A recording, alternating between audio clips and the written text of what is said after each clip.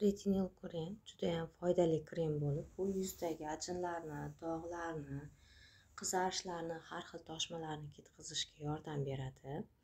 Lekin retinol kremni yoz faslida ishlatish umuman mumkin emas, chunki retinol krem yuz terisini judayam sezuvchan qilib qo'yadi va yozda buni ishlatganingizda quyoshning nurlari tushgandan keyin yuzda har xil dog'lar, ajinlar paydo bo'lishi mumkin.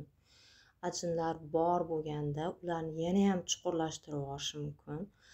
Dog'larni esa qoraytirib, ularni yana ham chuqurroq ketishi qiyin holatga olib keladi. Hozirgi kunda retinolni har xil kosmetologlar tavsiya qiladi. Maslahatim, buni mutaxassis bilan gaplashib, keyin ishlatganingiz ma'qul. Yana shunaqa videolarni o'tkazib yubormaslik uchun albatta menga obuna bo'lib qo'ying.